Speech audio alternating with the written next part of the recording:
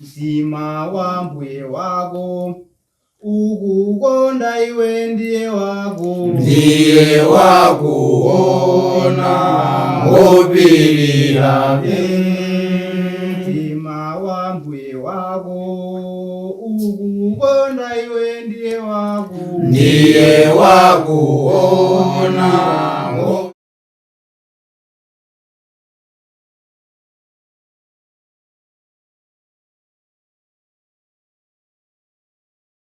Tikulandireni omvera komanso amene mukuonera pa programu inakudza Baibulo langa imene amakupatsani ndi Lilongwe School of Biblical Studies imene ili ku Mitundu ku Lilongwe. Ndipo mu tsiku lero pa programu ino mukhala ndine m'bale wanu mwa Ambuye Daniel nje Pancras. Choncho tikheni limodzi pa programu lero kuti timve kunena kuti Mulungu afuna kulankhula nafe zotani. Mu programu yathu imene angotha kumene tinaphunzira makamaka kuchokera mu buku la 3 Yohane pamene tinaona nena kuti nkhani zopezeka mmene zimangokhudza anthu folo makamaka zimakhudza Yohane mtumwi ndiye amene amadzina kuti ndiye mkulu, Gayo, Demetrio komanso Diotrephe. Ndipo timaona kunena kuti mu buku limenelo adalemba makamaka Yohane mtumwi pakuyamikira za Gayo komanso Demetrio chifukwa cha makhalidwe awo abwino komanso ankadzidzuwa Diotrephe amene anali kuonetsa ntchito zosakhala bwino pa mpingo. Komanso tinadzaphunziranso makamaka kuchokera mu buku la Yuda limene tinaphunzira kunena kuti nkhani zambiri zimene zinalembedwa mu buku la Yuda ndi nkhani zambiri zimene zinalembedwa mu buku la 2 Petro. Ndipo tidamuona Yuda amene ngati munthu kuti anali ndani pamene tinapeza kunena kuti anali m'bale wake wa Ambuye Yesu Khristu koma kuthupi tsono. Choncho tinaphunzirako zambiri maka pamene Yuda amene amachenjeza Khristu amene zokusanda ndaphunzitsa onyenga komanso pamene amapereka zitsazo za anthu achipangano chakale amene anawonongeka chifukwa chosamvera mawu a Mulungu kunena kuti ino ndine amene tokhala mu moyo uno tikamve komanso ndi kukachita mosemphana ndi mmene anzathu adachitira kusaweruzika. Chonchonso mu tsiku lero limene tikupitiriza kuphunzira mawu a Mulungu tifunanso tikaphunzire kuchokera mu buku lina lotsatira ndilo buku la Chivumbulutso. Tikamaphunzira kuchokera mu buku la Chivumbulutso, buku la Chivumbulutso lili ndi machapter zokwana 22 ndipo ndi buku limene limaporozedwa kwambiri makamaka tikamaona kumeneku ku chipangano chatsopano. Koma kumbukirani kuti buku limeneli analemba ndi Yohane mtumwi uja amene tinamufuna zakale kunena kuti analemba buku la Yohane, buku la 2 Yohane, buku la 3 Yohane komanso buku la uthenga wabwino olembedwa ndi mtumwi Yohane komanso buku limene analemba buku la Chivumbulutso. Buku limeneli monga tikufotokoza kuti ndi buku limene limaporozedwa komanso ndi buku limene anthu ambiri samalimvetsa kwambiri ku chipangano chatsopano. Koma kodi muli kulingalira kunena kuti ndi chani chimene chimapangitsa kunena kuti anthu asamalitse buku limene la chipangano chatsopano? Nthawi zina chinthu chimene chimapangitsa kuti anthu buku asamalitse ndi kungokhala ndi malingaliro onena kunena kuti buku lisilingalive ndi lovuta basi.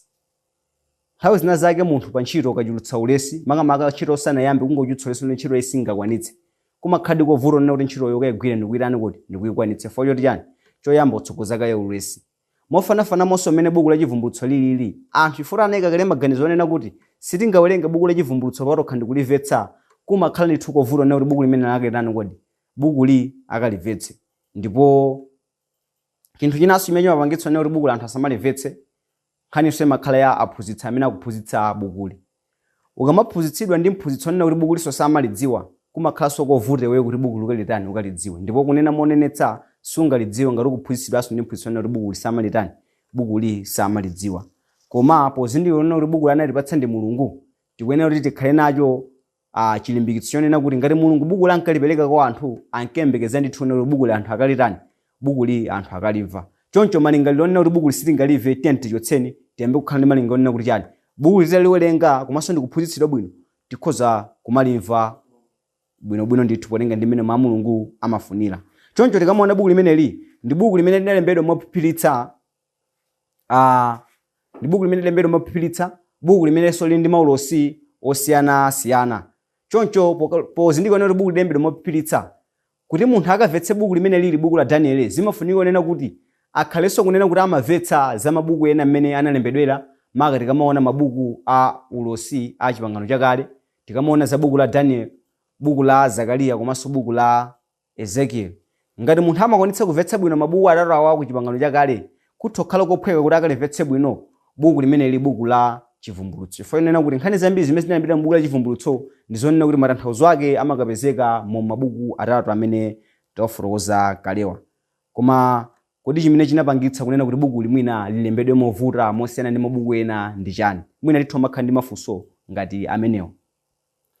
Chimene chinapangitsa kunena kuti buku lilembedwe movuta mosiyana ndi mabuku ena nkhani yonena kuti munthu amene Yohane mtumwi ankalemba buku li inali nthawi yonena kuti Chikhristu chinali chinthu yonena kuti chimaletsedwa ndi ufumu kapena ndi ulamuliro wa Chiroma mu nthawi imeneyo. Choncho ndi chimene chinampangitsa mtumwi Yohane kunena kuti bukuli akalilembe mophiphiritsa. Amalemba mophiphiritsa, pamene amalemba mophiphiritsa amakhala kunena kuti akubisira anthu amene angakwanitse kuwerenga ndi kuzindikira zimene Yohane yakufuna kunena, amene akudana ndi Chikhristu. Koma mu nthawi yomweyo amakhala kunena kuti wavumbulutsanso kwa anthu amene ndi Akhristu mmene angatani kodi mmene angakwanitse kulimvera bwino bukuli.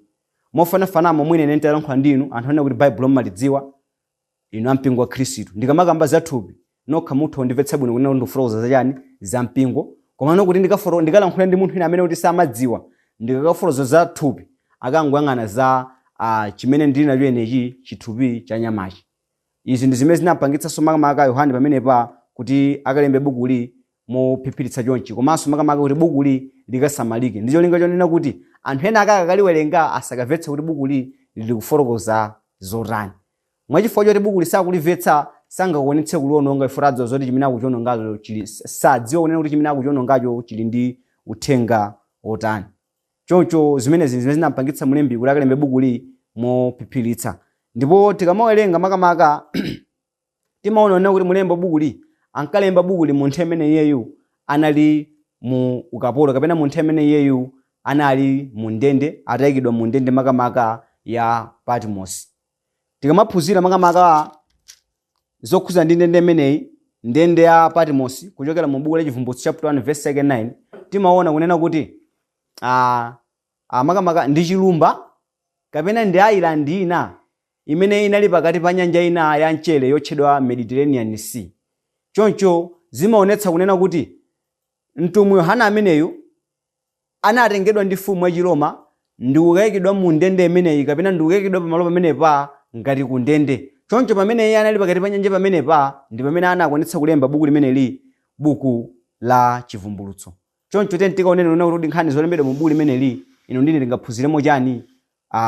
Koma chinthu chofunikira kwambiri ndiyonena kuti chani? Tikhani ndimalinga onena kuti bukuli tikhoza kulimvetsa bwino. Posi ndinena kuti ngati Mulungu anatipatsa anadziwa ndithu kuti bukuli ino ndine tidzalimva. Kodi ngati Mulungu ankadziwa kuti bukuli ino ndine sitidzalimva, muganizo la nchifukwa yana anatipatsa. Ndiye kuti akanakhaza kuti Mulungu amadziwa kuti bukuli sitikalimva, Mulungu sakanatani kodi? Sakanatipatsa bukuli.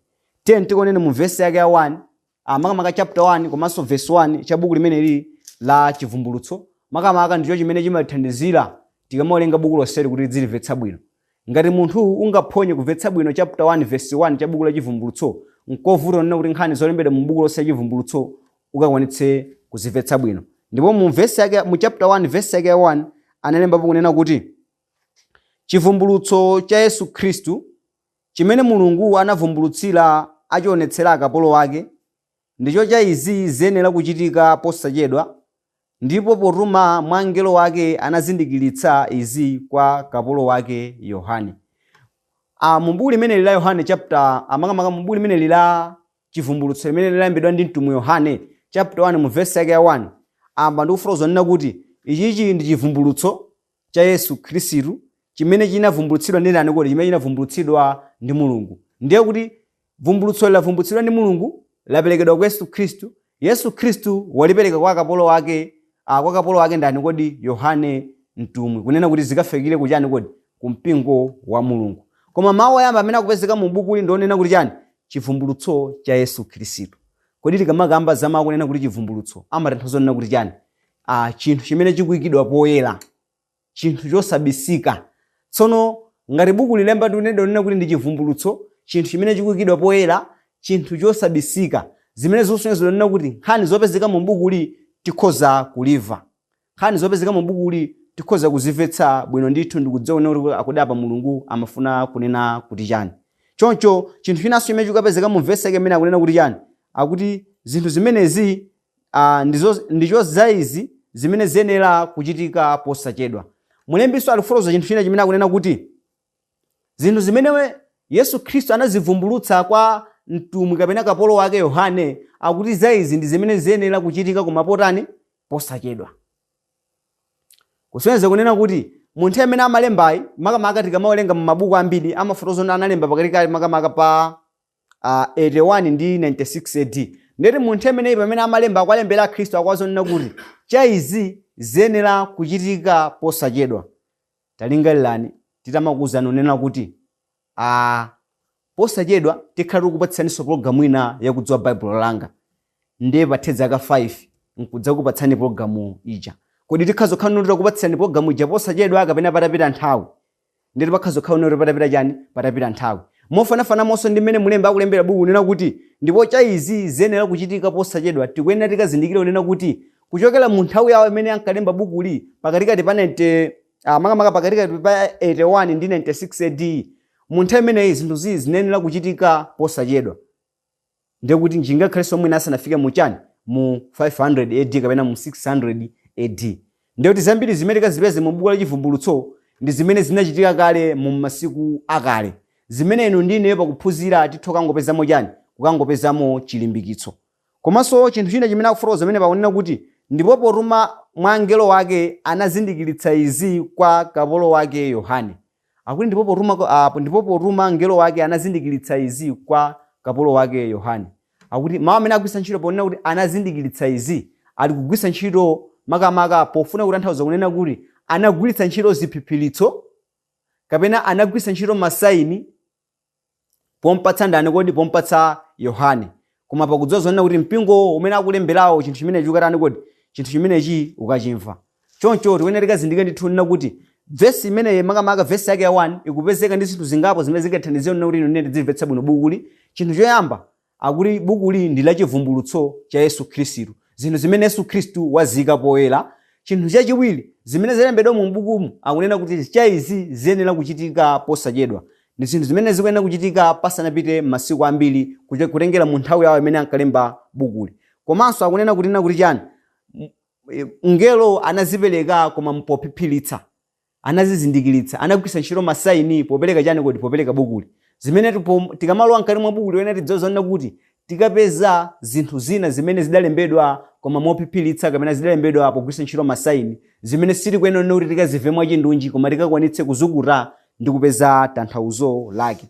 Ndipo tikamawerenga mu buku limene la Chivumbulutso chapter 1 mu verse 3 adafotokozaponso ndithu kunena kuti wodala ndiye amene amawerenga ndi kumva komanso kusunga mawu achinenero cha buku ili. Ndipo tikamaona buku limene lidafotokozako makamaka za odala angapo makamaka kapena za madalitso angapo amene linafotokoza.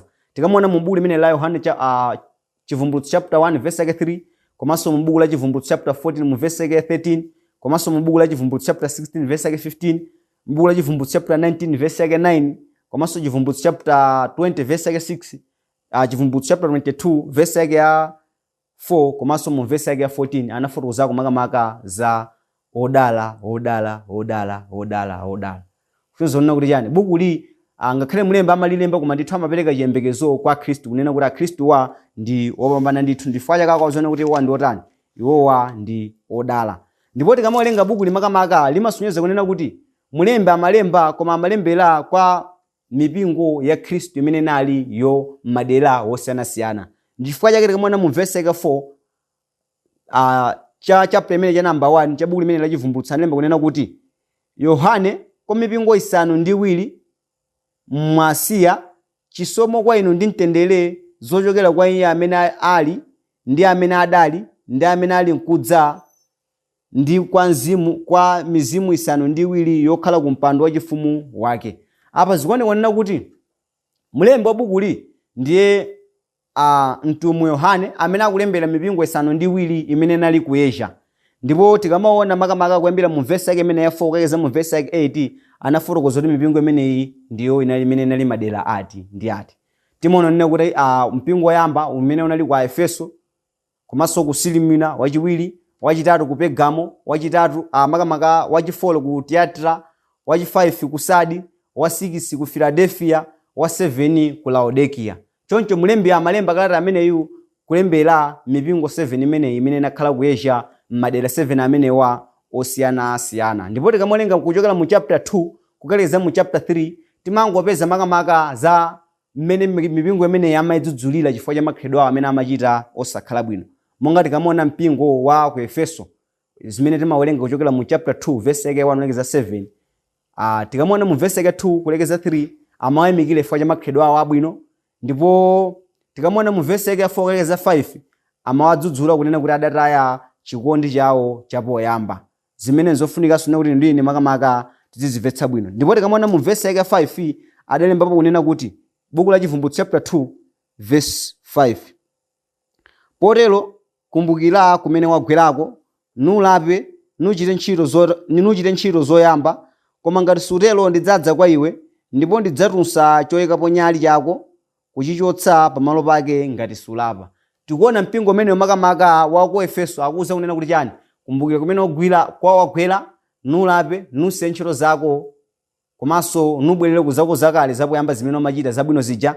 Komanso kunena kuti chani? Ngati sutero ndidzadza kwa iwe msanga ndipo ndidzatulutsa choyikapo nyali chako, kapena ndidzachotsa choyikapo nyali chako. Kodi pamene amawuza kuti ndidzachotsa choyikapo nyali chako amafuna kutanthauza kunena kuti chani? Tikamaona makamaka mu buku lomwe la Chivumbulutso chapter 1 mu verse yake 20 anapereka tanthauzo la mawu kunena kuti choyikapo nyali ndi chani. Tikamaona mu verse yake ya 20 analembapo mawu kunena kuti chinsinsi cha nyenyezi zisanu ndi ziwiri zimene unaziona pa dzanja langa lamanja ndi zoyikapo nyali zisanu ndi ziwiri zagolide. Nyenyezi zisanu ndi ziwiri ndizo angelo a mipingo isanu ndi iwiri. Nyenyezi zisanu ndi ziwiri zimene unaziona zija akuti ndiwo angelo a mipingo isanu ndi ngati ndi isanu ndi iwiri. Ndipo akuti ndipo zoyikapo nyali zisanu ndi ziwiri ndizo mipingo isanu ndi iwiri. Zoyikapo nyali Baibulo buku la Chivumbulutso kamagwiritsa ntchito mawu amene akunena kuti choyikapo nyali akutanthauza mpingo. Tsono tikuona kuti akulembera mpingo wa ku Efeso nena kuti chani? Ukapanda kulapa ndidzadza kwa iwe msanga ndikutulutsapo kapena ndikuchotsapo choyikapo nyali changa. Kutanthauza kunena kuti chani? Yesu Khristu adzasiya kuukumbukira mpingo kapena kuwerengera mpingo uwu ngati mpingo wake. Kusonyeza kunena kuti Mulungu akhoza kusiya kuwerengera mpingo kuti uwu ndi mpingo wake, chingakhale kutchedwa ndi dzina lake lakunena kuti mpingo wa Yesu Khristu. Pamene pali kunena lino ndine pamene tikukhala pano pa dziko lapansi tikazindikire zedi. Akhoza kusiya kumauzindikira mpingo wake chifukwa cha ntchito zoyipa, ngati mpingo ukumachita ntchito zoyipa kumoserani kodi koma osalapa. Choncho talingalirani ku mpingo kumene kumasonkhana. Kodi mukuganiza kunena kuti ndi ntchito zimene mpingo ukumachita Mulungu amauwerengera kapena umangokhala dzina lokha kuno ku dziko lapansi? Tizichita ntchito zabwino kunena kuti Mulungu adzipitirizabe kumawerengera, kunena kuti mu tsiku lokumaliza adzatipatse moyo wosatha. Tikamaonanso makamaka mu chapter 2 kuyambira verse yake 8 kulekeza mu verse yake 9 ya 11 analemba zokhudzana ndi mpingo wa kusimina. Mpingo wa kusimina umenewu sadaudzule koma adangoyamikira makamaka pa ntchito zake zabwino zimene mpingo umachita. Ndipo tikamaona mu buku lomwe la Chivumbulutso chapter 2 verse yake ya 12 kulekeza 17 timaona kuti adalemberanso mpingo wa ku Pergamo umene mu verse yake 13 timaona kuti adawayamikira.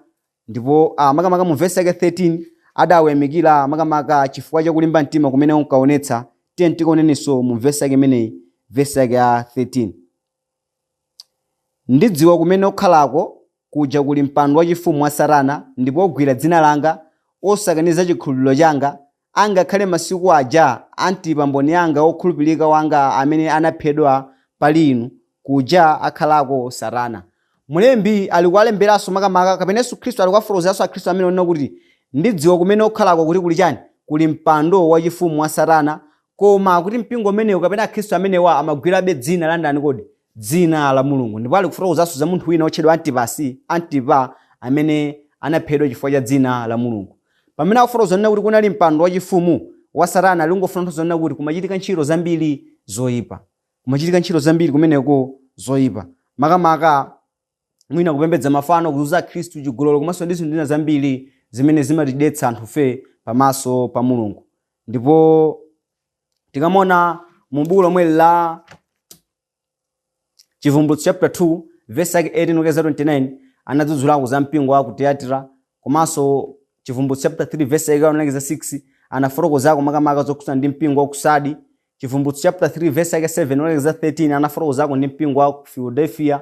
komanso Chivumbulutso chapter 3 verse yake 14-22 adafotokozanso kapena kulemberanso kalata ameneyi ku mpingo wa ku Laodikia. Ndipo tikamaona buku la Chivumbulutso limeneli tikafika mu chapter 4 timaona kunena kuti adafotokozako zokhudzana ndi masomphenya a mpando wachifumu. Ndipo tikuyambira chapter 4 kalekeza chapter 5 anangofotokoza zokhudzana ndi mpando wachifumu umenewu.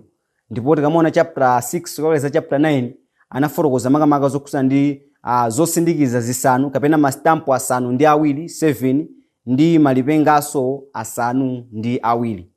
Kuyambira chapter 6 kalekeza chapter 7 chapter 9 anangofotokoza makamaka zokhudzana ndi nkhani ziwiri zimenezi, mastampo kapena chosindikiza zisanu ndi ziwiri 7 komanso malipenga okwana asanu ndi awiri okwana 7.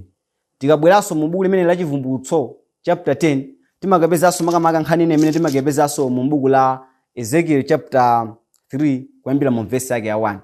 Tikamaona mu buku la Chivumbulutso chapter 10 kuyambira mu verse yake 8 kulekeza mu verse yake 11 timapezako nkhani ina makamaka yokhudza ndi Yohane pamene anadya buku lochokera kumwamba. Ndipo nkhani tikamewerenga imafotokoza kunena kuti pamene mngelo wa Mulungu, pamene Mulungu anamuza Yohane kuti akatenge kabuku kamene kali m'manja mwa mngelo, kabuku katakatenga atakadya akuti mkamwa mwake munatani kodi?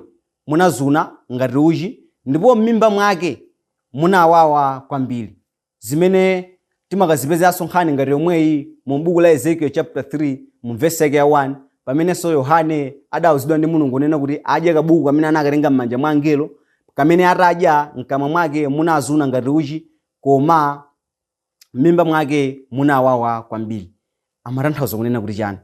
Makamaka amangofotokoza kunena kuti uthenga umene anakalalikira unali wopweteka komanso wobweretsa chimwemwe mu nthawi ili kodi? Mu nthawi yomweyo. Wopweteka komanso wobweretsa chimwemwe mu nthawi yomweyo. Makamaka uthenga umakhala wabwino kwa atumiki a Mulungu pamene tikumaulandira, komano njira yokaoperekera nthawi zambiriso umakhala sotani kodi? Umakhala wopweteka.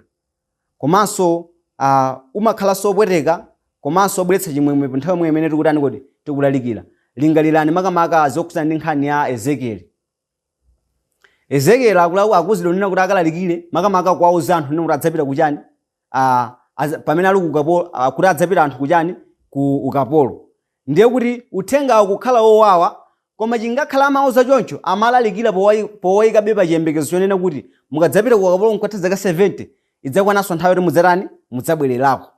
Chimodzimodzinso apanso m'buku la Chivumbulutsoli Akhristu amene pamene akuzunzidwa ndi ufumu wa Chiroma akuwauza kunena kuti inde mukuzunzidwa ndipo mazunzowa akadali, koma chofunika chani? Mukhala opilira, ndipo patsogolo pake tikadzapambana mazunzo amenewa tidzalandira kulona wa moyo. Ndiye kuti tikuona zoti uthenga ukukhala opweteka ifanira kuti yani?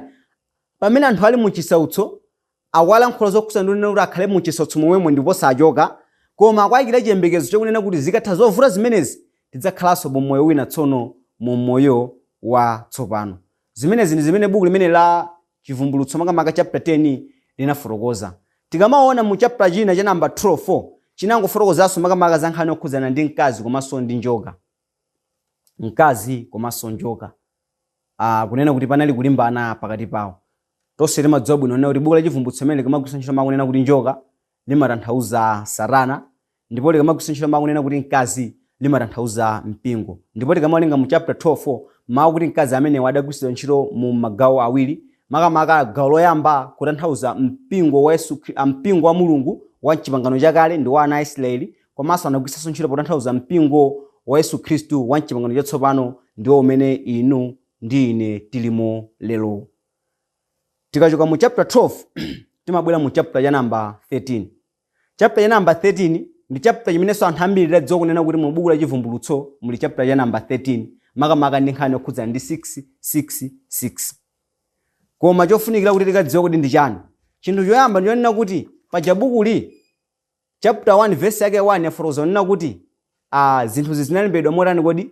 Mophiphiritsa kapena mogwiritsa ntchito masaini, komanso apereka chiyembekezo nena kuti buku ndi la Chivumbulutso limene silili ndi zinthu zobisika limene akutionetsa kuti tikhoza kulimva, komanso afotokozanso nena kuti za izi zenera kuchitika koma mbosatani posachedwa. Ndipo tikamaona chapter imene ya number 13 kuyambira mu verse yake ya 1 kulekeza verse yake 10 anafotokoza zokhudzana ndi chirombo chotuluka pa nyanja chimene chine ndi nyanga zokwana 10 koma nyanga zokwana 10 ndi mitu yokwana isanu. Ndipo mu verse yake 11 okeza verse yake 18 anafotokozako makamaka zokhudzana ndi chilombo chotuluka pasi. Ndipo tikumbukire monga tanenakana kuti buku li lidalembedwa mophiphiritsa. Chinthu chinanso chofunikira ndiyonena kuti makamaka tikawerenge mu verse yake imeneyi, verse yake 18 imenenso anthu amakhala akuyipotoza kwambiri.